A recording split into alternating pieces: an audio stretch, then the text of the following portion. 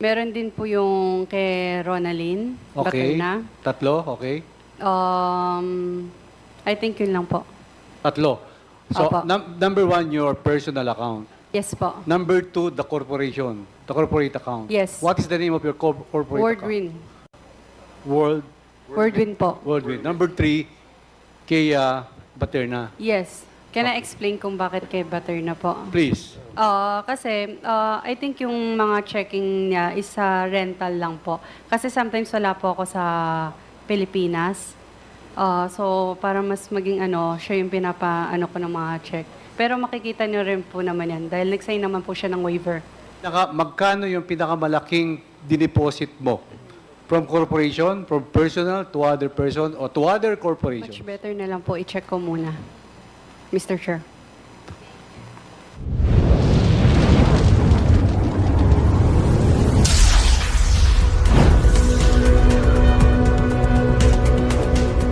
See,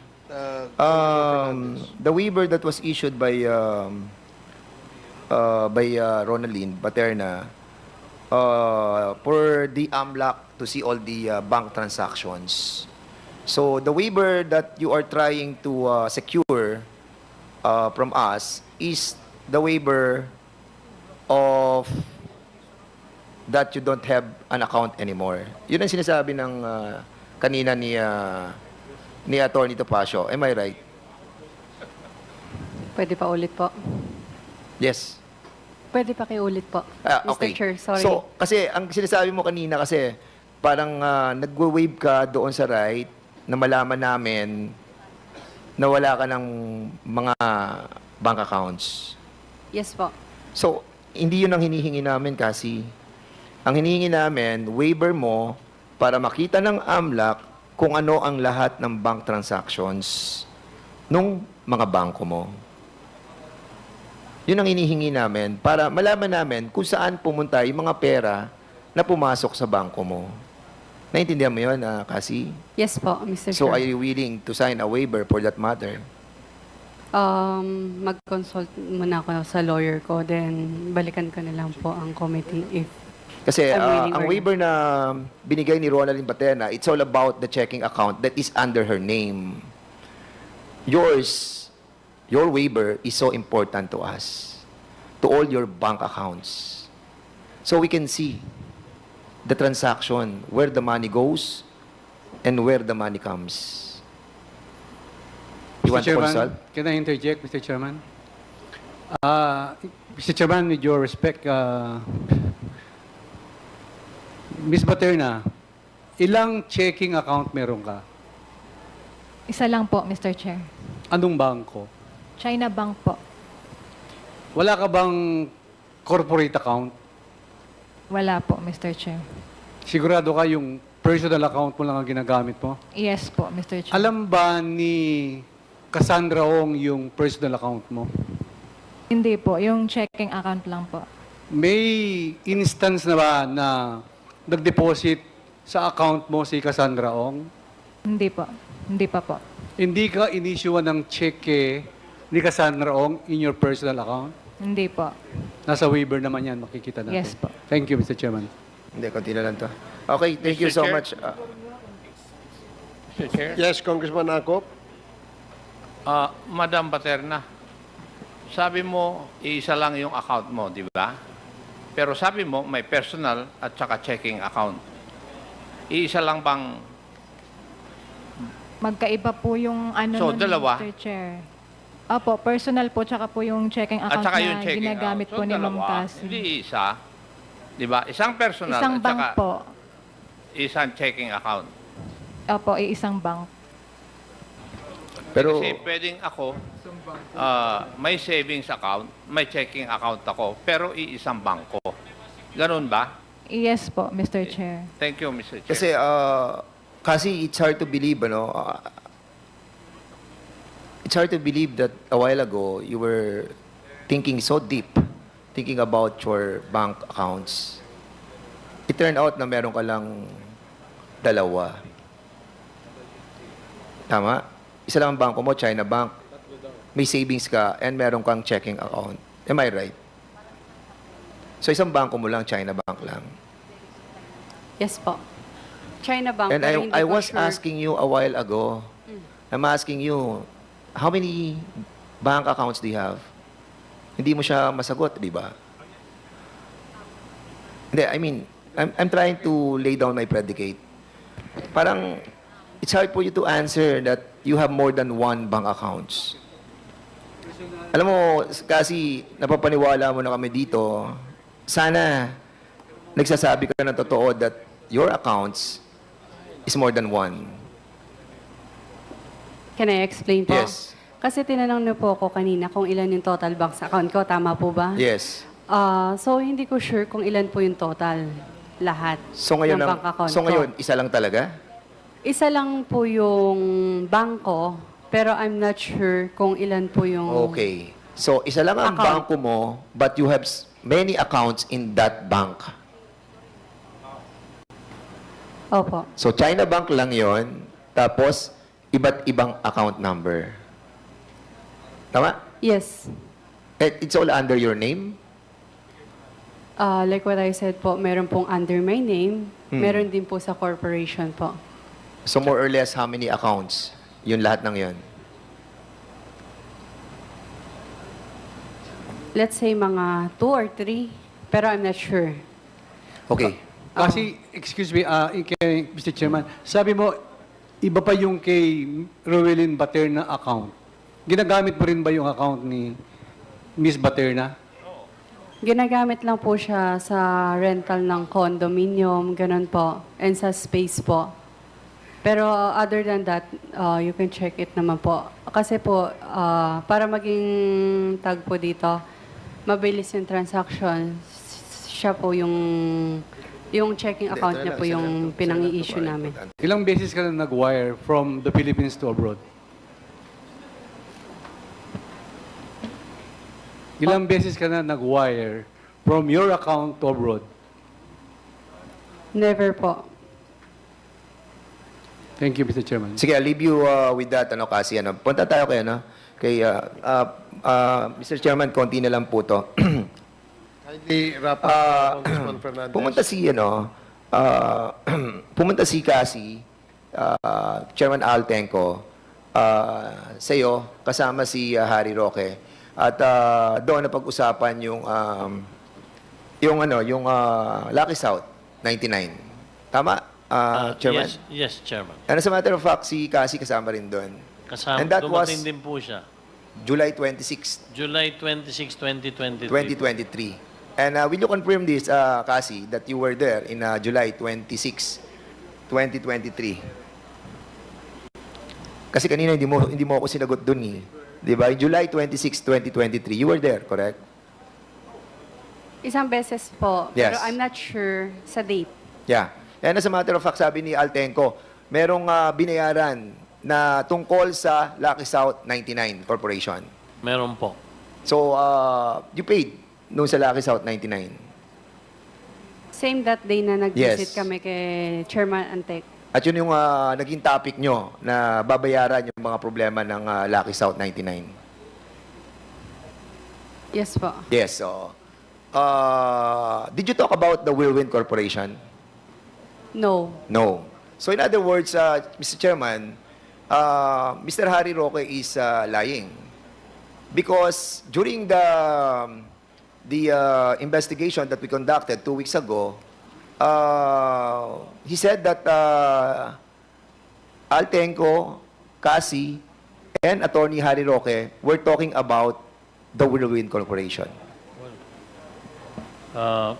But you are telling us right now, Chairman Al, that walang Whirlwind Corporation na pinag-usapan doon. It's all about Lucky South 99. Yes. Am I correct? It was all about Lucky South 99. And as a matter of fact, Cassie, since ikaw yung authorized representative ng Lucky South 99, Attorney Harry Roque was included in the structural organization of that company. Am I correct? He is the legal of Lucky South 99. Ayun po yung nagkamali po yung mga staff regarding dyan po. Kasi po, they expect, akala po nila na si Attorney Harry Roque po yung legal. Okay, so hindi siya yung legal mo na nakalagay doon? Hindi po. Ikaw ba nag-submit ng mga application form sa PAGCOR? Hindi po. Sino nag-submit? Pwede pa check sa record. Or, No, I mean, the application form was all given sa inyo. Siyempre, ako yung aplikante at ako yung authorized representative. And in accordance sa kanilang application form, kung sino yung authorized representative, siya magdadala noon sa PAGCOR. That's the procedure, correct, Chairman Altenca?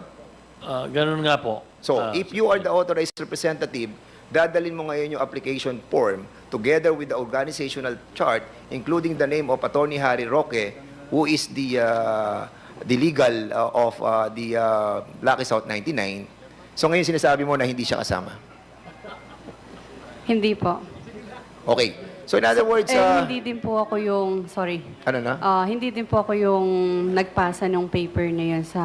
So, somebody ang nagdala doon. Yes Okay. po, nagkaroon lang sila siguro ng mistake for that po. Okay. Lastly, Mr. Chairman, last na po talaga to. Kay Miss Mascareñas, Stephanie, Yes, Mr. Chair.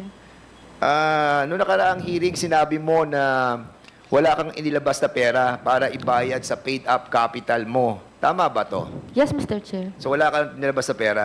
Wala po. So after 6 months, sinasabi mo wala ka na doon sa corporation. Yes po. So in other words, nung wala ka na sa corporation, hindi mo to ibinenta, hindi mo to, basta umalis ka na lang sa corporation, that's it. Alin po yan? Yung Lucky South? Lucky South and Whirlwind. Yung Whirlwind po, yung shares nun, tinransfer ko po. May deed of sale po kami, alam ni Attorney Medina.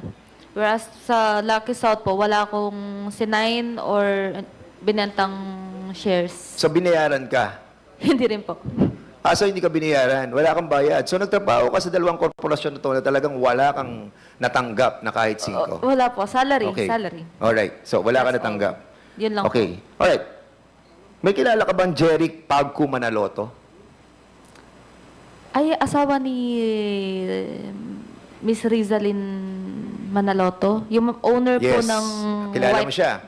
Yes, yes. At siya may-ari ng 2 hektarya sa lupa ng Pora kung saan yung mansyon, Yes, 2.5 mansyon na kinatitirigan doon ay siya ang may-ari.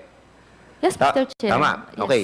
Naalala mo na. Do you have a business or financial transaction with him? Yun lang pong nung You have financial or business transaction with him. Yes or no? yes po, nag-agent Yes. po ako. At naglagay siya ng pera sa iyo ng 6.1 million. Am I Yes correct? po. Yes. Apo. Bakit siya nabigay sa iyo ng 6.1 million? Yung 5% na commission po ng sale nung property. Yung pong bahay. Anong bahay? Ang Yung pong mansion. binibenta siya?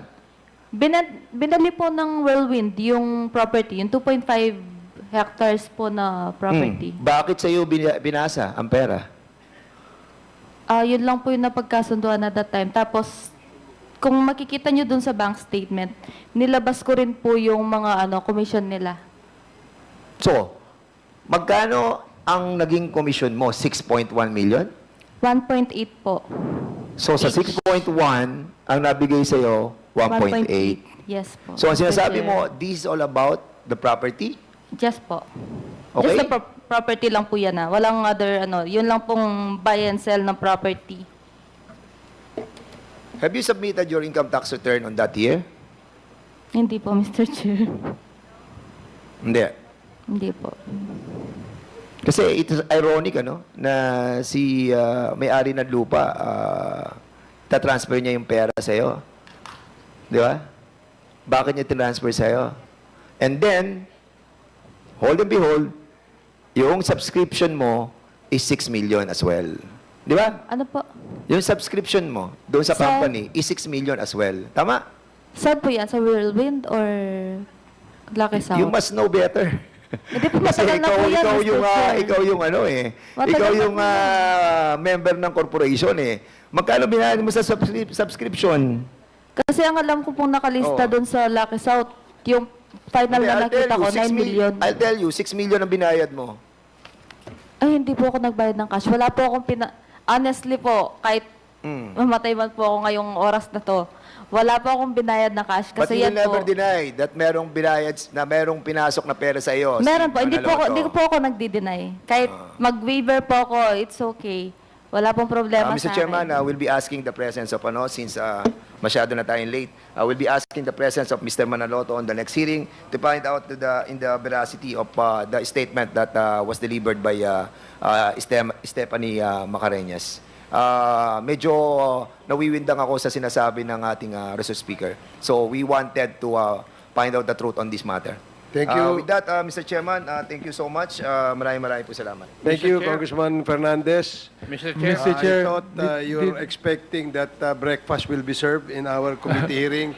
So, because we're not serving breakfast, let me acknowledge first Congressman Akop. And then who else? Okay, everybody else. Before we suspend, there are some administrative matters that we will have to dispose. Congressman Akop first. I only have two queries, Mr. Chair, kasi chair pa ako ng committee hearing bukas. Madam Casiong, bago po ang hearing na ito, nag-usap na po ba kayo ni Honorable Fernandez?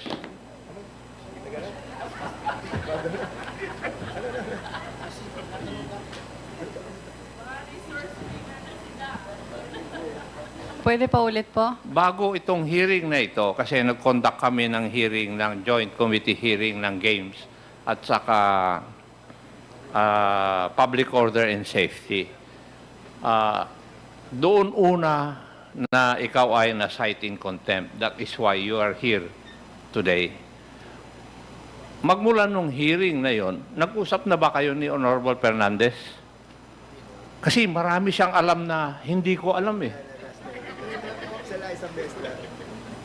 Hindi, investigator ako, iha. Sana matandaan mo yun. Makuha mo yun.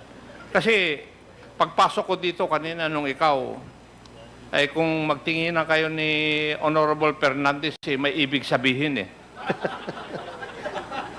Oo, lingon ka ng lingon sa kanya. Akala ko nga siyang abogado mo kanina, iha, hindi si Atty. Topacio eh. Nag-textan kayo o nag-usap kayo cellphone? Yes or no? O, bakit ka nakatingin kay Honorable Fernandez?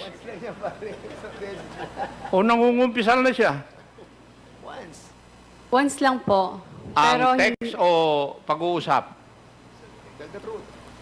Text and usap po, once lang po. So, once na text, once na usap. Opo. Now, Madam Casiong, kanina nung si Honorable Luistro ang nagtatanong po sa inyo, para bang ayaw niyong sumagot. Tinanong pa kita, what was your answer? Ang sagot mo sa akin, I refuse to testify.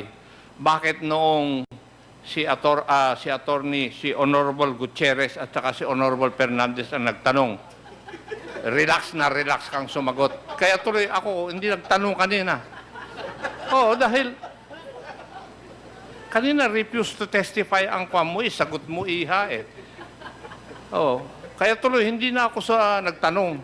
Pero napansin ko nung yung mga gwapong lalaki ang nagtatanong, sumagot po kayo. At relax na. May I know the reason why?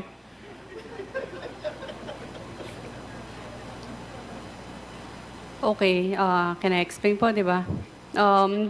Nung una, I really want to refuse to answer po. And then, kinausap po ako ng abogado ko na magsalita ng committee na to. That's why nagsalita po ako. Tumiming lang po talaga kay Madam Chair. Thank you. Thank you, Mr. Chairman. Yun lang po ang naobserbahan ko kasi marami pong salamat. Mr. Chair, if I may.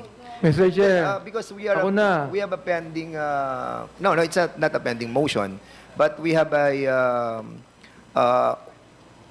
already approved that Miss Cassandra Leong will be were cited in contempt Si Chairman Paduano na yon. twice. So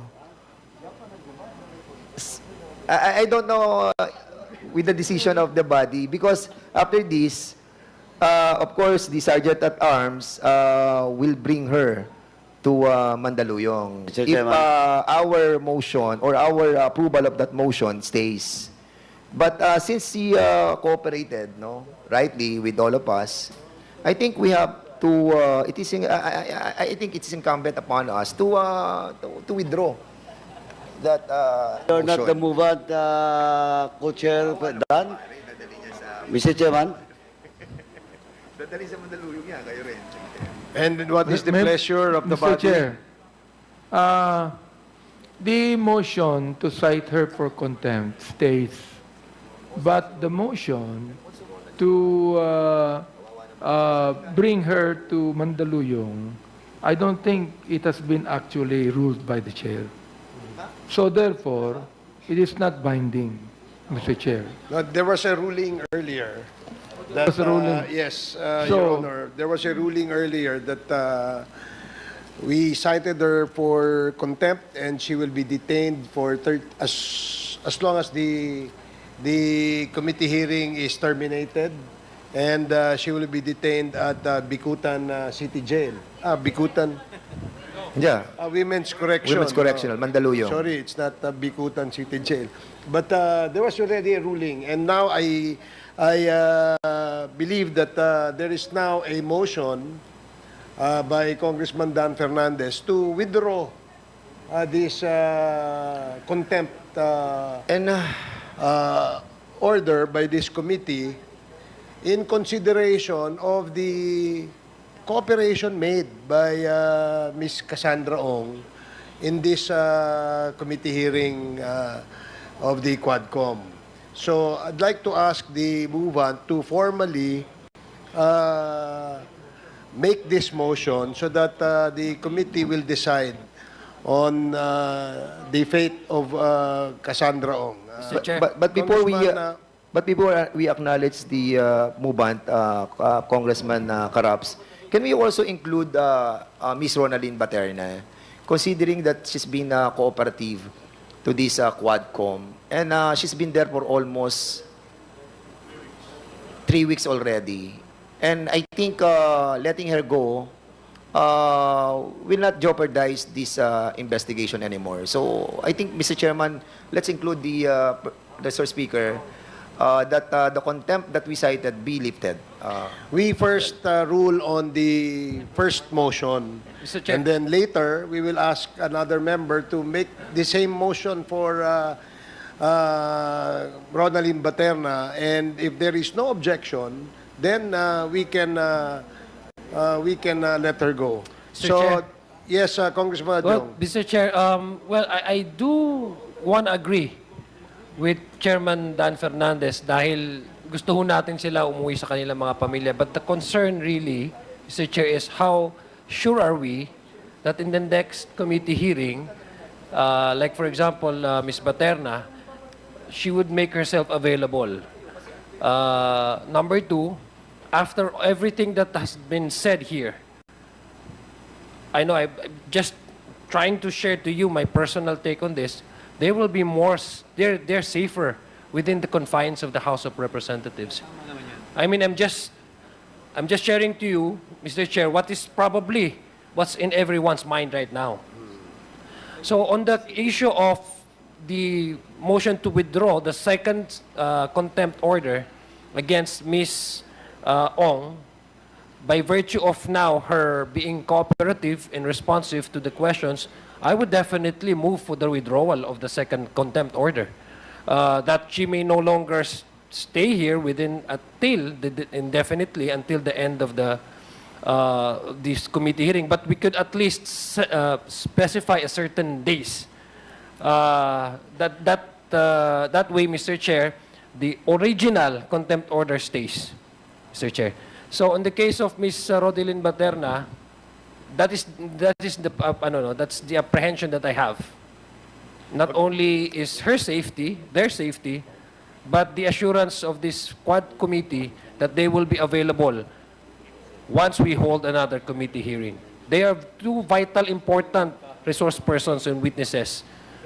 So importante po yung kanilang cooperation at saka yung presence nila. Pag wala ho silang dalawa dito, wala ho tayong mapapala dito sa Quadcom pagdating sa issue ng illegal operation ng Pogo. Okay, for clarification, Congressman Adjong, the first contempt order by this committee on Ms. Cassandra Ong stays, meaning she will still be detained in the premises of the House of Representatives. And I'd like to ask a member to make a formal motion to that effect. Mr. Chair, before we rule on the second contempt order, may I clarify first if Ms. Cassandra Ong conformed to the execution of waiver of all her bank transactions, including that of Lucky South and the other corporations to which she has connection. Do you conform with that request of a waiver for all your bank records? Pwede ko po munang tanungin ng counsel ko. I believe, Mr. Chair, this will be our parameter if the good lady will really be cooperating with the Quadcom already. Although I wish to manifest my appreciation for the recent cooperation, notwithstanding that I share with the sentiment of Congressman Acop. So, Ms. Cassandra Ong, yes, please.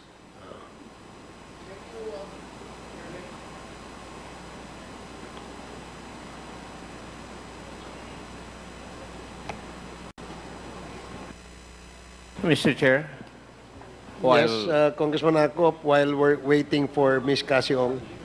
I think may I recommend that we ask the opinion of Madam Baterna, because her detention will be up to, I think, September 5 or 6, when the Joint Committee of the Committee on Public Order and Safety and Games cited her in contempt and taken over by the Quad Committee. So, with the apprehension of the Honorable Adjong, maybe it's best for us to ask Madam Baterna where she would want to go, here or you want to go out. Thank you, Mr. Chair. Mr. Chair, I have a manifestation as well for Ms. Baterna. Let's ask her first to reply to the question raised by Congressman Acop. Ronaldin, naintindihan mo ba ang tanong ni Congressman Acop? Yes po, Mr. Chair. At ano ang iyong sagot? Go out?